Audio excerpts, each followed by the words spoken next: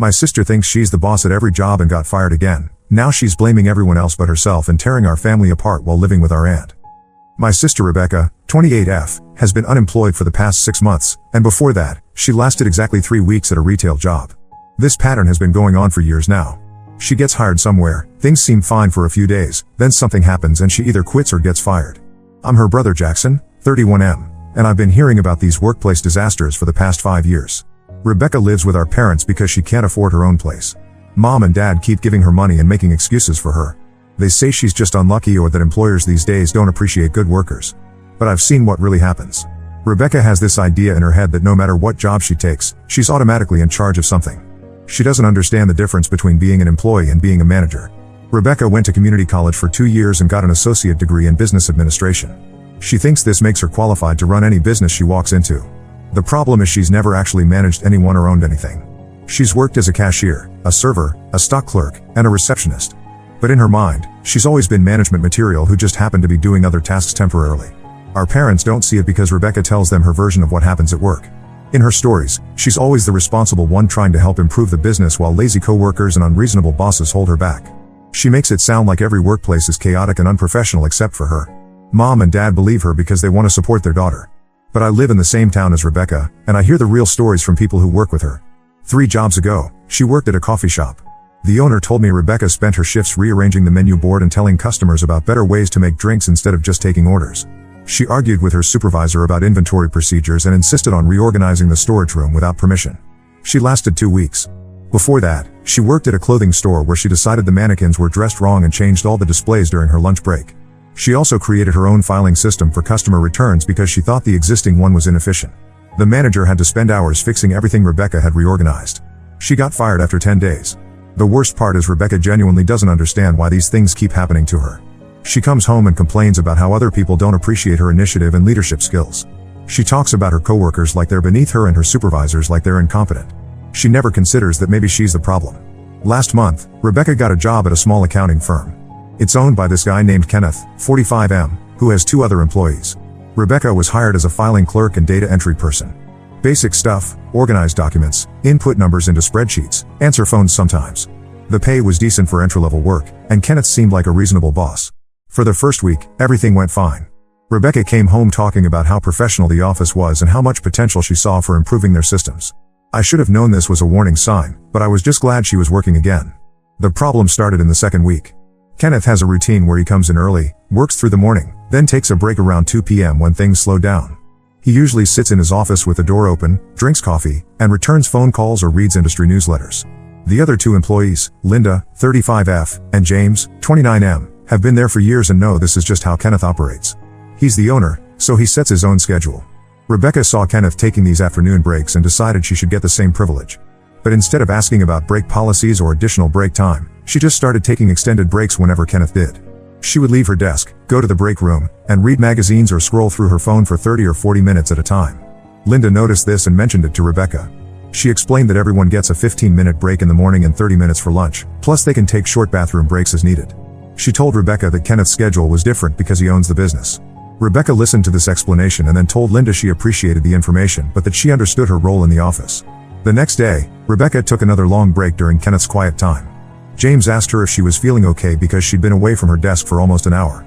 Rebecca told him she was fine and that she was just managing her time efficiently like Kenneth does. This went on for 3 more days. Rebecca would work normally in the morning, then basically disappear for long periods in the afternoon. Her filing was getting behind, and phone calls were going unanswered. Kenneth started noticing because clients were mentioning that no one answered when they called, and there were stacks of documents that should have been processed days earlier. Kenneth called Rebecca into his office and asked her about her work schedule. He wanted to know why her tasks weren't getting completed and why she was spending so much time away from her desk. Rebecca told him she was keeping the same schedule as everyone else in the office. Kenneth explained that her job responsibilities required her to be available during business hours and that her work was falling behind. Rebecca's response was that she was modeling her behavior after his leadership style. She said she noticed he took time for strategic thinking and planning during the day, and she was doing the same thing. She told Kenneth she was using her break time to consider ways to improve office efficiency and client communication. Kenneth stared at her for a few seconds, then explained that he takes breaks because he owns the company and works 12-hour days. He told Rebecca that her job was to complete specific tasks during specific hours, and that her breaks needed to follow the employee handbook policies that he'd given her on her first day. Rebecca nodded like she understood, but the next afternoon she took another extended break. This time she brought a notebook and sat in the break room writing down ideas for improving the office filing system. When Kenneth found her there, she showed him her notes and suggested they schedule a meeting to discuss her proposals for workplace improvements. Kenneth asked Rebecca to come back to his office. He sat her down and explained that she was hired to do filing and data entry, not to redesign business processes. He told her that her job performance was unacceptable and that she needed to focus on completing her assigned tasks. He said if she couldn't follow the break schedule and finish her work, he would have to find someone else. Rebecca came home that night and told our parents that Kenneth was threatened by her business education and leadership potential. She said he was trying to keep her down because he was afraid she might expose problems with how he runs his company. She complained that Kenneth was micromanaging her and not allowing her to contribute her skills and knowledge. Mom and Dad were sympathetic and told Rebecca to hang in there because good employees always face challenges from insecure bosses. They said Kenneth probably wasn't used to having someone with Rebecca's education and qualifications working for him. But I could see what was really happening. Rebecca was not doing the job she was hired to do. She was creating problems and then acting like she was the victim when her boss tried to correct her behavior. She was treating Kenneth like he was just another coworker instead of the person who signs her paychecks. The situation came to a head 2 days later. Kenneth was having a busy morning with client meetings and phone calls. Rebecca was supposed to be organizing quarterly tax documents that needed to be filed by the end of the week. Instead, she spent 2 hours reorganizing the supply closet because she thought the current system was inefficient. When Kenneth realized the tax documents weren't done, he found Rebecca labeling shelves in the supply closet. He asked her why she wasn't working on the priority project he'd assigned her. Rebecca explained that she'd noticed the supply organization was causing workflow problems, so she'd decided to fix it first before moving on to the filing project.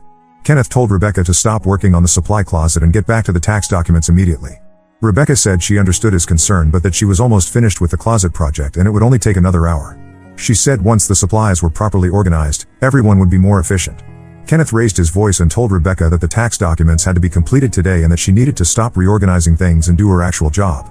Rebecca responded that she was doing her job and that part of being a good employee means identifying and solving problems that affect the whole team.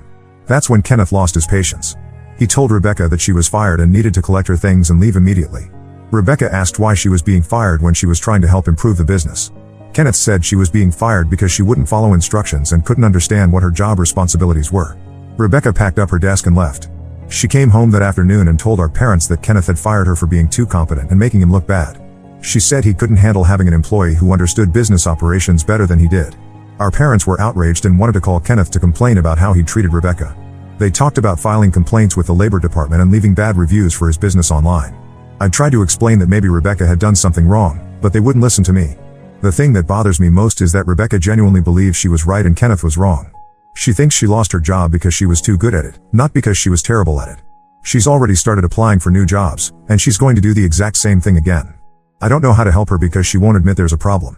She thinks every boss she's ever had was incompetent or threatened by her abilities. She can't see that the common factor in all these situations is her own behavior. Our parents enable this by taking her side every time and giving her money so she doesn't have to face real consequences. Rebecca has never had to worry about paying rent or buying groceries because Mom and Dad always bail her out. She can afford to quit jobs or get fired because she knows someone will take care of her. I'm watching my sister ruin her life, and I don't know what to do about it. Update 1. I thought I should update everyone on what's been happening with Rebecca since my last post. Things have gotten worse, and now it's affecting our whole family. After Rebecca got fired from the accounting firm, she spent about 2 weeks applying for jobs and complaining about how unfair her previous boss had been. She had 3 interviews during that time, and I was hoping maybe she'd learned something from what happened with Kenneth. The first interview was for a receptionist position at a dentist office. Rebecca came home saying the interview went great and that the office manager was impressed with her business background. She said they discussed her ideas for improving patient scheduling and office organization.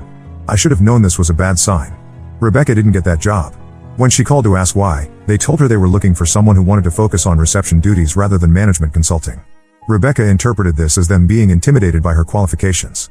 The second interview was at a local insurance agency for a customer service role. Rebecca said this interview also went well and that she'd shared several suggestions for improving their client communication systems. She didn't get this job either. They told her they needed someone who was comfortable following established procedures rather than creating new ones. The third interview was at a small law firm for a paralegal assistant position. Rebecca was excited about this one because she thought working at a law firm would be more professional and that lawyers would appreciate her analytical skills. She came home talking about all the ways she could help them improve their case management and client relations. She didn't get this job either. The office manager called her personally to explain that they were looking for someone who could work independently on assigned tasks without trying to redesign their existing systems. At this point, Rebecca had been unemployed for almost a month. Our parents were getting worried about her job search, but they still believed the problem was with employers not recognizing her value. Mom started suggesting that Rebecca might need to look for management positions instead of entry-level jobs. This is where things got complicated. Rebecca took Mom's advice seriously and started applying for supervisor and coordinator positions. She updated her resume to emphasize her business degree and describe her previous jobs as leadership experience. She wrote cover letters explaining how she'd identified problems and implemented solutions at her previous workplaces. Rebecca got an interview for an assistant manager position at a retail chain store. The district manager interviewed her along with the store manager. Rebecca came home convinced she was going to get the job because the interview had lasted over an hour and they'd asked detailed questions about her management philosophy and leadership style. She actually got this job. The district manager called her 2 days later and offered her the assistant manager position. Rebecca was thrilled, and our parents threw a little celebration dinner. Everyone was relieved that Rebecca had finally found a workplace that appreciated her abilities. Rebecca's first day went well. The store manager, Kevin, 38M, showed her around and explained the basic responsibilities. She would be supervising 4 part-time employees, handling customer complaints, managing inventory orders, and covering for Kevin during his days off. The pay was significantly better than her previous jobs, and she would get benefits after 90 days. For the first week, Rebecca seemed genuinely happy with the job. She came home talking about her team members and the improvements she wanted to make to store operations. I was cautiously optimistic that maybe she'd finally found the right fit. The problem started in the second week. Rebecca decided that the store's employee schedule was inefficient and created a new rotation system without discussing it with Kevin first. She posted the new schedule and told her team members that the changes would improve coverage during busy hours. 2 of the employees couldn't work the shifts Rebecca had assigned them because of childcare commitments they'd discussed when they were hired. 1 employee was in college and had specifically been hired to work around her class schedule. Rebecca told them they needed to be more flexible if they wanted to succeed in retail. Kevin found out about the schedule changes when one of the employees called him at home to ask if she was going to be fired for not being able to work the hours Rebecca had assigned her. Kevin came in early the next day and had to redo the entire schedule to accommodate everyone's availability. Kevin pulled Rebecca aside and explained that employee scheduling had to be coordinated with him because he was responsible for labor costs and compliance with availability requirements. He told Rebecca that any major changes to store operations needed his approval first. Rebecca apologized and said she understood, but the next day she implemented a new customer service protocol without clearing it with Kevin. She created a checklist for handling returns and exchanges that was more complicated than the company's standard procedure. She trained her team members on the new system and told them it would reduce customer complaints. The new system actually slowed down transactions and confused customers who were familiar with the normal return process. Kevin started getting complaints from customers about long wait times and inconsistent policies. When he investigated, he discovered Rebecca had changed the procedures without authorization. Kevin had another conversation with Rebecca about following company policies and getting approval for changes. Rebecca explained that she was trying to improve customer satisfaction and that her business education had taught her to identify and solve operational problems. Kevin told Rebecca that her job was to implement existing company policies, not to create new ones. He said if she had suggestions for improvements, she should discuss them with him first so they could evaluate whether changes were appropriate and get proper approval from corporate headquarters. Rebecca agreed to follow Kevin's guidance, but she was frustrated because she felt like he wasn't letting her use her management skills effectively. She started complaining at home about how the company's corporate structure prevented local managers from making necessary improvements. The situation got worse when Rebecca decided to counsel one of her team members about work performance. The employee, Jessica, 19F, was a part-time college student who had been working at the store for 8 months with no previous problems. Jessica occasionally arrived a few minutes late for her shifts because of bus schedule issues, but she always stayed late to make up the time and Kevin had never considered it a problem. Rebecca called Jessica into the office and gave her a formal verbal warning about punctuality. She created a written document outlining expectations for arrival times and had Jessica sign it.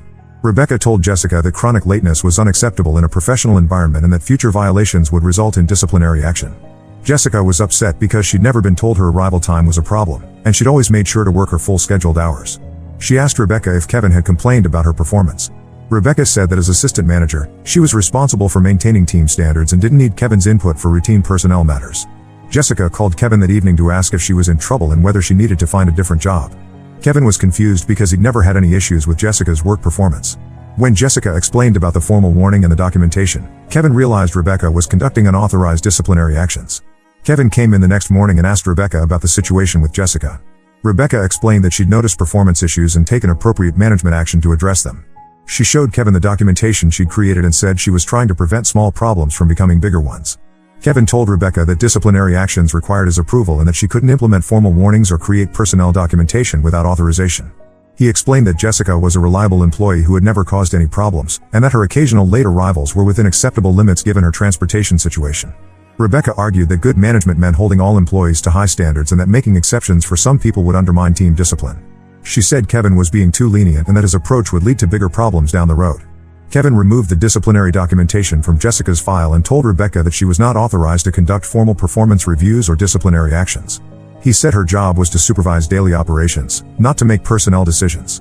Rebecca was angry about this conversation and came home complaining that Kevin was undermining her authority and preventing her from doing her job effectively. She said the store had serious management problems and that Kevin wasn't providing proper leadership. Our parents listened to Rebecca's complaints and agreed that Kevin sounded like a poor manager who was threatened by Rebecca's competence. Dad suggested that Rebecca should document Kevin's interference with her management duties in case she needed to file a complaint with corporate. The final incident happened during Rebecca's third week on the job. The district manager, Patricia, 42F, was scheduled to visit the store for a routine inspection. Kevin told Rebecca that Patricia would be evaluating store operations and that everything needed to be perfect. Rebecca saw this as an opportunity to showcase her management abilities. She came in early and reorganized the stockroom according to her own system. She created new signage for different sections and rearranged products to improve efficiency. She also prepared a presentation for Patricia outlining several suggestions for improving store performance. When Patricia arrived, she noticed immediately that the stockroom layout was different from company standards. Kevin was confused because he hadn't authorized any changes. Patricia asked who had reorganized the stockroom, and Rebecca stepped forward to explain her improvements. Rebecca gave Patricia her presentation, highlighting the problems she'd identified with the current system and the solutions she'd implemented. She suggested that her organizational changes should be adopted company-wide because they would improve efficiency at all locations. Patricia listened politely, then asked Kevin to join her for a private conversation. They went into the office while Rebecca continued supervising the floor, confident that her presentation had impressed the district manager. After Patricia left, Kevin called Rebecca into the office. He told her that Patricia was concerned about unauthorized changes to store operations and that Rebecca's reorganization of the stockroom had violated several company policies about inventory management and safety procedures. Kevin explained that Rebecca was being terminated immediately. He said her position required following established procedures and working within the chain of command, and that she'd consistently failed to meet these basic requirements. Rebecca asked for specific examples of what she'd done wrong. Kevin listed the unauthorized schedule changes, the new customer service procedures, the disciplinary action against Jessica, and the stockroom reorganization. He said each of these incidents demonstrated that Rebecca couldn't follow instructions or work within the company's management structure. Rebecca argued that everything she'd done was intended to improve store operations and that she was being punished for showing initiative and leadership. Kevin said initiative was good, but that it had to be channeled through proper procedures and with appropriate authorization. Rebecca cleaned out her desk and left. She came home that afternoon and told our parents that she'd been fired by a weak manager who felt threatened by her business knowledge and management skills. She said Kevin had sabotaged her with the district manager because he was afraid she would expose his poor leadership. Our parents were furious and wanted to call the corporate office to complain about Kevin and Patricia. Mom said it was obvious that Rebecca was being discriminated against for being too qualified and that the company was probably violating employment laws. I tried to suggest that maybe Rebecca had made some mistakes, but Dad got angry and said I was taking sides against my own sister. He said successful people always face jealousy and resistance from mediocre coworkers, and that Rebecca just needed to find an employer who would appreciate her talents. But I can see what's really happening. Rebecca is doing the same thing at every job. She's acting like she's the owner instead of an employee. She doesn't understand that being hired as a manager doesn't mean she can ignore company policies or make decisions without authorization. She thinks having a title means she can run things however she wants. The worst part is that Rebecca is getting worse instead of better. She's more convinced than ever that her problems are caused by other people's incompetence and insecurity. She's not learning anything from these experiences because she refuses to consider that she might be wrong. Now she's been unemployed for another week, and she's already talking about applying for district manager and regional supervisor positions. She thinks the solution is to find a job with more authority so people can't hold her back anymore. I don't know how to get through to her, and our parents are making it worse by supporting her version of events. Rebecca is heading for bigger disasters, and nobody seems willing to stop her. Update 2: I need to update everyone because the situation with Rebecca has gotten much worse, and now it's tearing our family apart. After Rebecca got fired from the retail manager job, she spent about 3 weeks applying for higher-level positions like she'd planned. She was targeting district manager, regional coordinator, and operations supervisor roles at various companies. Most of these jobs required several years of management experience, but Rebecca was convinced her business degree and natural leadership abilities made her qualified. She didn't get any interviews for these positions. The few companies that responded told her she needed more experience before they could consider her for management roles. Rebecca interpreted this as age discrimination and said companies were illegally excluding qualified candidates based on assumptions about young people. After a month of rejections, Rebecca finally started applying for regular jobs again. She got an interview at a local credit union for a member services representative position. This was basically a bank teller job, helping customers with deposits, withdrawals, account questions, and basic transactions. Rebecca was excited about this opportunity because she said financial services was a more professional industry where her business background would be valued. She spent 2 days preparing for the interview and researching the credit union services so she could suggest improvements during the interview process. She got the job. The branch manager, Sandra, 45F, called Rebecca the same day and offered her the position. Rebecca would start the following Monday with 2 weeks of training, then begin regular duties helping members at the counter and over the phone. Our parents were relieved that Rebecca was working again. Mom and Dad had been giving her spending money for 2 months, and Dad had made several comments about Rebecca needing to contribute to household expenses if she was going to keep living at home. Rebecca's first week of training went smoothly. She learned the computer systems, memorized product information, and practiced handling different types of transactions. Sandra said Rebecca was picking up the procedures quickly and seemed comfortable interacting with members. The problem started during Rebecca's second week of training. She was shadowing different employees to see how they handled various situations. Rebecca noticed that different tellers had slightly different approaches to customer service, and she started suggesting ways to standardize procedures to improve efficiency. One teller, Maria, 52F, had been working at the credit union for 15 years. She had her own way of organizing her workspace and explaining products to members. Rebecca suggested that Maria should adopt the filing system that another teller used because it looked more organized and professional. Maria thanked Rebecca for her input but said she was comfortable with her current system. Rebecca persisted and explained how Maria's approach could confuse members who were used to different explanations from other tellers. She said consistency was important for customer satisfaction and business growth. Maria mentioned this conversation to Sandra, who told Rebecca that experienced employees had developed their own effective methods and that she should focus on learning rather than critiquing. Sandra said Rebecca would have plenty of opportunities to develop her own style once she completed training. Rebecca agreed to focus on learning, but she continued making observations about ways the branch could improve its operations.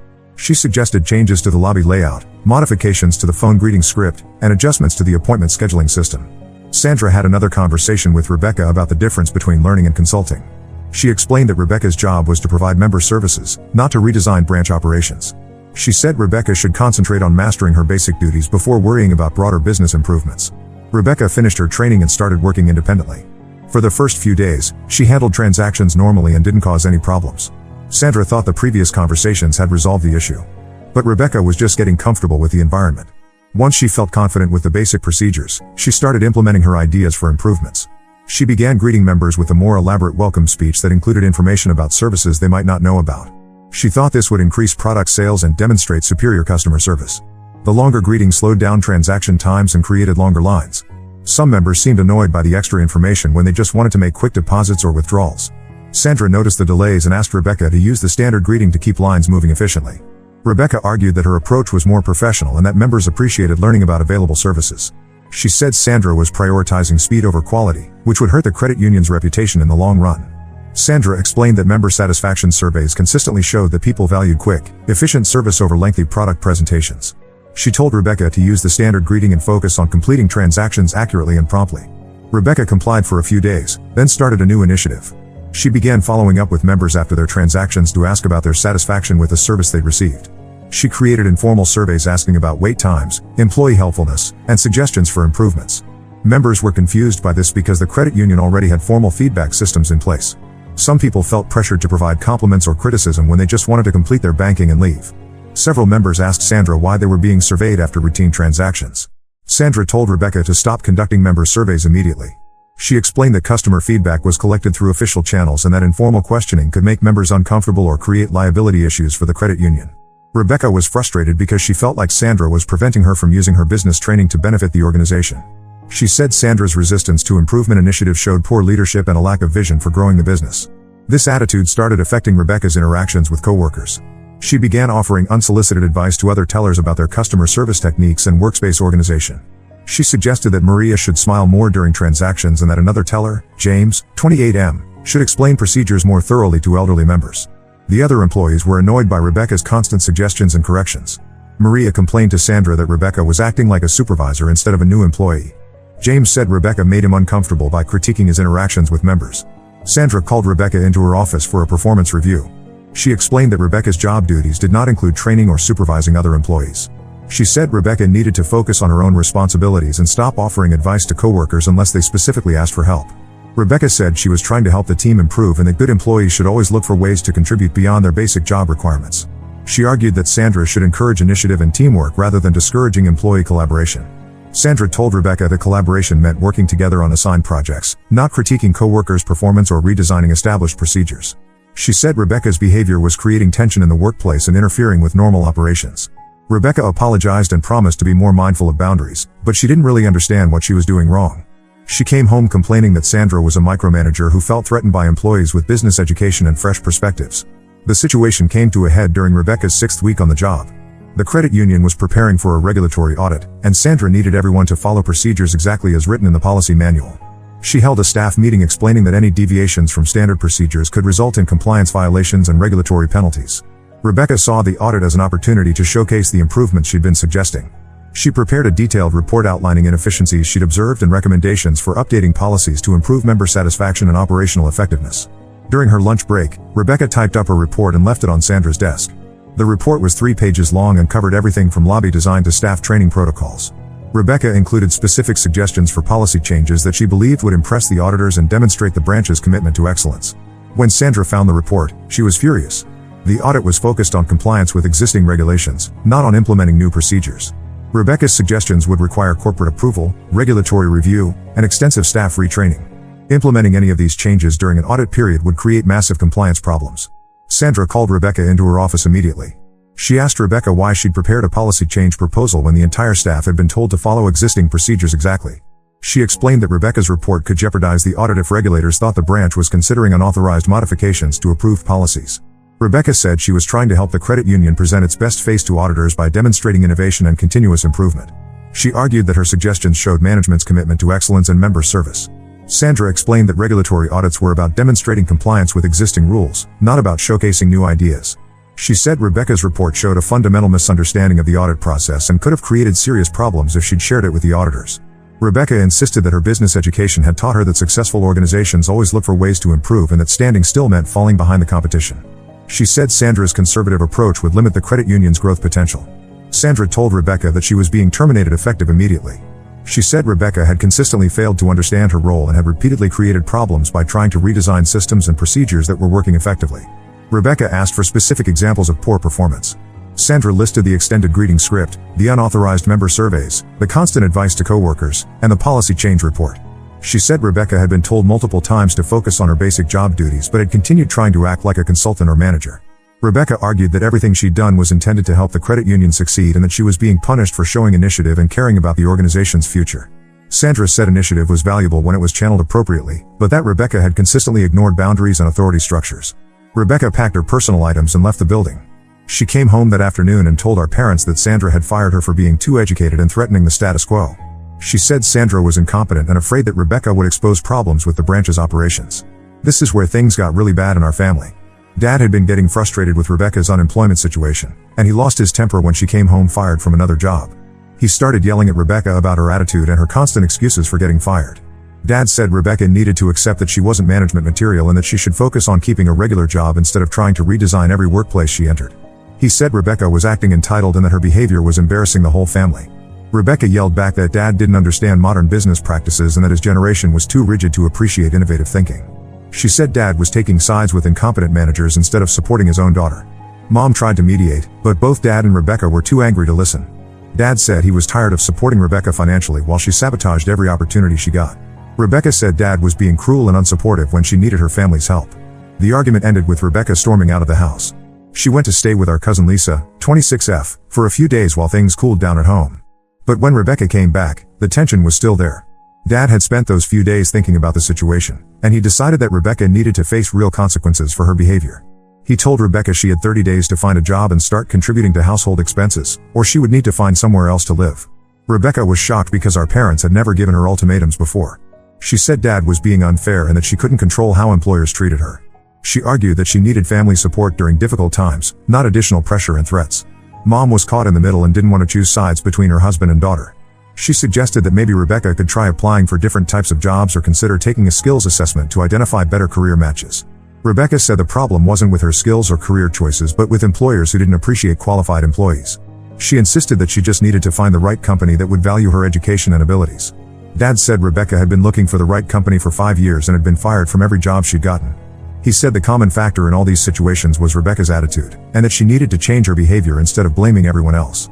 Rebecca accused Dad of betraying her and said she couldn't believe her own father was attacking her when she was already struggling with employment discrimination and workplace harassment. She said Dad's ultimatum proved that he didn't love her or want her to succeed. The fight escalated until Rebecca packed a bag and left again. This time she went to stay with our Aunt Carol, 48F, Mom's sister. Carol lives about an hour away and doesn't know much about Rebecca's job situation. That was 2 weeks ago. Rebecca is still staying with Carol, and she's been telling Carol her version of recent events. Carol called Mom to say she was worried about how Dad was treating Rebecca and that maybe Rebecca should stay with her until she gets back on her feet. Mom is stressed about the family conflict and feels guilty about Dad's ultimatum. Dad is frustrated that Carol is enabling Rebecca's behavior and that no one in the family seems willing to hold Rebecca accountable for her actions. I'm caught in the middle of all this drama. Rebecca has been texting me asking for support and saying she can't believe our family is abandoning her. Dad has been asking me to talk to Rebecca about her attitude and help her understand why she keeps getting fired. But I don't think Rebecca will listen to me any more than she's listened to anyone else. She's convinced that she's the victim in all these situations, and she has family members who are willing to support her version of events. The worst part is that Rebecca is now applying for jobs while staying with Carol, and she's going to do the exact same thing at the next workplace. She hasn't learned anything from her recent experiences, and she's more convinced than ever that her problems are caused by other people's incompetence and jealousy. I'm watching my sister destroy her career and tear our family apart, and I don't know how to stop it.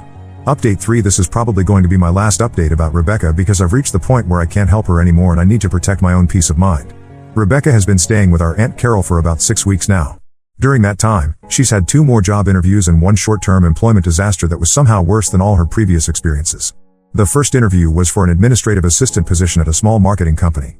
Rebecca came back to town for the interview and stayed overnight at our house. She was excited because she said marketing was a creative industry that would appreciate innovative thinking and fresh perspectives. During dinner, Rebecca explained her strategy for the interview. She had prepared a presentation about social media trends and digital marketing opportunities that she planned to share with the hiring manager. She said most administrative assistants probably wouldn't think to offer strategic insights, so this would set her apart from other candidates. I tried to suggest that maybe she should focus on demonstrating her administrative skills rather than giving marketing advice, but Rebecca said I didn't understand how competitive the job market was. She said employers wanted to see initiative and business knowledge, not just basic clerical abilities. The interview didn't go well. Rebecca came home saying the hiring manager seemed confused by her presentation and asked mostly basic questions about scheduling, filing, and phone systems. She said the company was probably too small scale to appreciate sophisticated marketing strategies. She didn't get the job. When she called to ask for feedback, they told her they were looking for someone who wanted to focus on administrative support rather than business development. Rebecca told our parents this proved the company wasn't growth-oriented and probably wouldn't succeed in today's competitive market. The second interview was for a customer service representative position at a local utility company. This was a phone-based job handling billing questions and service requests from customers. Rebecca thought this would be perfect because she said utilities were stable businesses that needed customer service improvements. Rebecca prepared for this interview by researching customer service best practices and developing ideas for improving call center efficiency. She created a list of suggestions for reducing wait times, improving first call resolution rates, and increasing customer satisfaction scores. The interview lasted about 30 minutes, and Rebecca thought it went very well. She said the supervisor seemed interested in her ideas for customer service improvements and asked several questions about her approach to handling difficult customers. Rebecca got this job and was scheduled to start the following Monday. She would go through 1 week of training on company systems and procedures, then begin taking customer calls with supervision and support. Our parents were relieved that Rebecca was working again. Dad had softened his position somewhat after Carol called him to express concerns about his ultimatum. He agreed to let Rebecca move back home once she started the new job, as long as she contributed to household expenses and followed house rules. Rebecca's training week went normally. She learned the computer systems, memorized billing procedures, and practiced handling different types of customer inquiries. The training supervisor said Rebecca was grasping the technical aspects quickly and seemed comfortable with phone communication. The problem started during Rebecca's second week when she began taking live customer calls with minimal supervision. Rebecca decided that the standard call scripts were too impersonal and started modifying them to provide more comprehensive service. Instead of following the procedure for billing inquiries, Rebecca would research customers' entire account histories and offer suggestions for reducing their utility costs.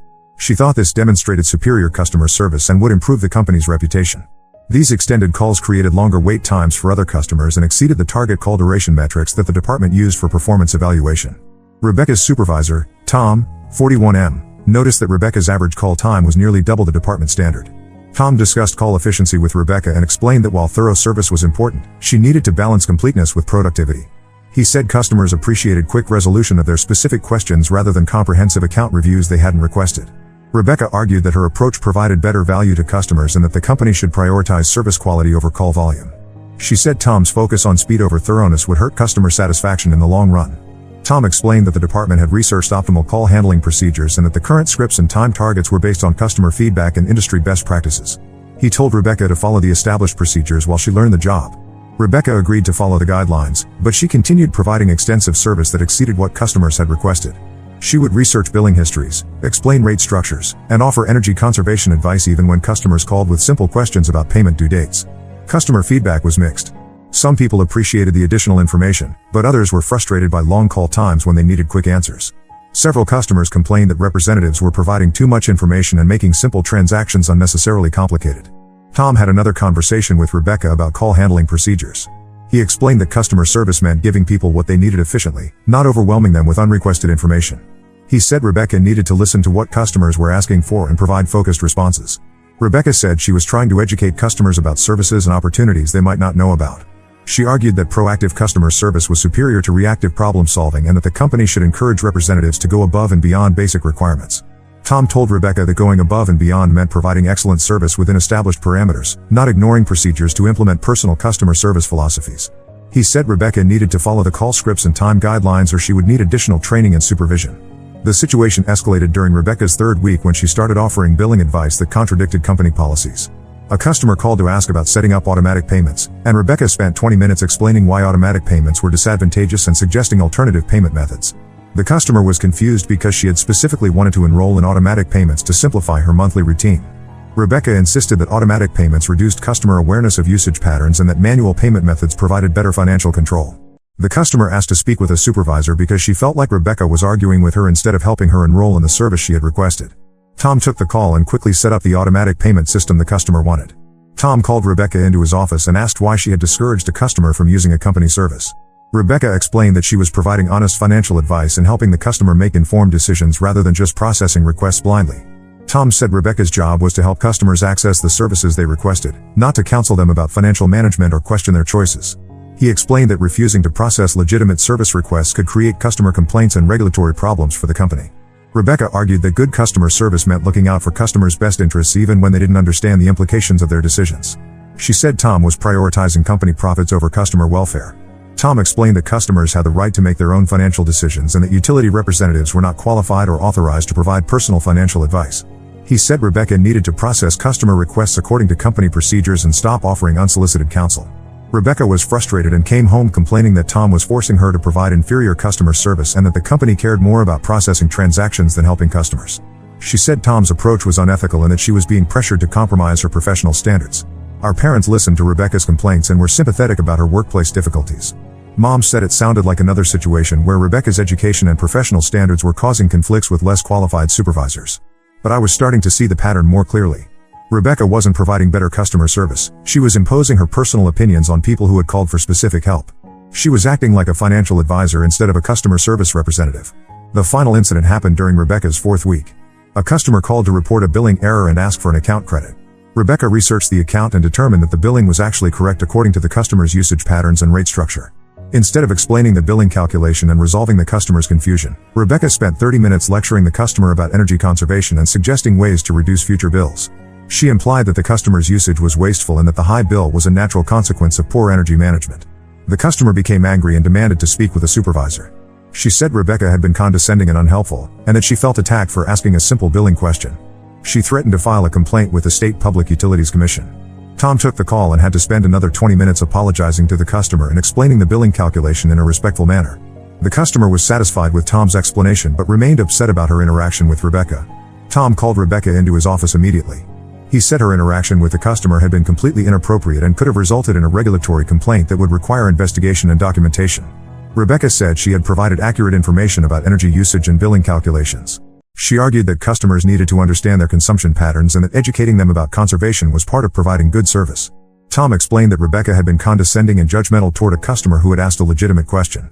He said customer service representatives needed to be helpful and respectful regardless of their personal opinions about customers' energy usage or spending habits.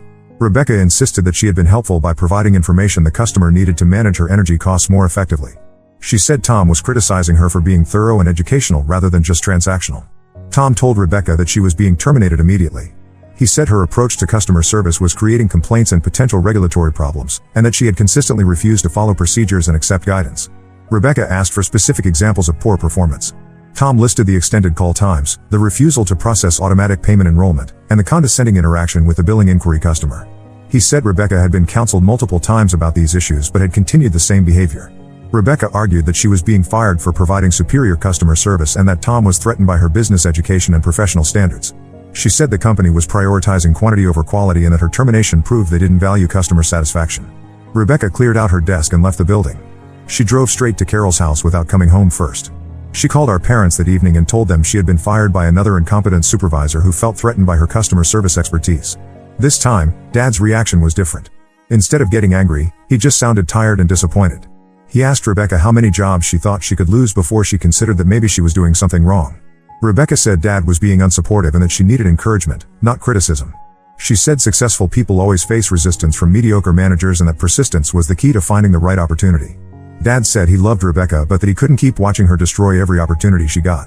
He told her she was welcome to come home for family visits, but that she couldn't live in our house unless she was willing to acknowledge her problems and work on changing her behavior. Rebecca hung up on Dad and hasn't spoken to our parents since then. That was 3 weeks ago. Carol has been calling Mom to update her on Rebecca's situation and to express concern about our family's lack of support. According to Carol, Rebecca has been applying for jobs and interviewing regularly. She's targeting customer service manager and training coordinator positions because she says her recent experience has given her insights into customer service problems that companies need to address. Carol thinks Rebecca is being discriminated against because of her age and education level. She believes Rebecca's ideas are too advanced for small-town employers who prefer inexperienced workers they can control easily. Mom is conflicted because she wants to support Rebecca but also understands Dad's frustration. She's been talking to me about the situation and asking whether I think they're being too harsh or too lenient. I've tried to explain to Mom that Rebecca's problem isn't bad luck or discrimination, it's her inability to understand what employers are paying her to do. Rebecca thinks every job is an opportunity to redesign the business, but employers want people who can follow instructions and work within existing systems. But I don't think Mom really understands what I'm trying to tell her. She sees Rebecca as an ambitious daughter who's struggling in a difficult job market, not as someone who's sabotaging her own career through her attitude and behavior. I've decided I can't keep getting involved in this family drama. Rebecca has been texting me asking for support and money, but I've stopped responding to her messages. I can't help someone who refuses to acknowledge that they have a problem. Dad has reached the same conclusion. He told me last week that he's done trying to help Rebecca until she's ready to admit that her approach to work isn't working. He said enabling her behavior by providing financial support and making excuses wasn't helping her learn or grow. Rebecca is now 28 years old and has been fired from more jobs than most people have in their entire careers. She's living with relatives who don't know the full extent of her employment problems, and she's planning to continue the same behavior that's caused all her previous failures. I don't know what it's going to take for Rebecca to realize that she's the problem. Maybe she needs to become truly desperate before she'll consider changing her approach. Maybe she'll never figure it out and will spend her whole life blaming other people for her failures. What I do know is that I can't fix this situation for her. Rebecca has to want to change, and right now she's convinced that everyone else is wrong and she's right. Until that changes, she's going to keep repeating the same cycle of getting hired, causing problems, and getting fired. I feel bad for Rebecca because I think she genuinely wants to succeed and contribute. But wanting to help and actually being helpful are two different things. Rebecca has never learned the difference between being an employee and being a consultant, and she's not willing to accept that distinction. Our family is probably going to be divided about this situation for a long time. Some relatives will continue enabling Rebecca's behavior because they don't want to seem unsupportive. Others will get frustrated and stop helping when they realize that Rebecca isn't going to change. I've chosen to step back and focus on my own life. I can't save Rebecca from herself, and I can't fix the problems she's created in our family.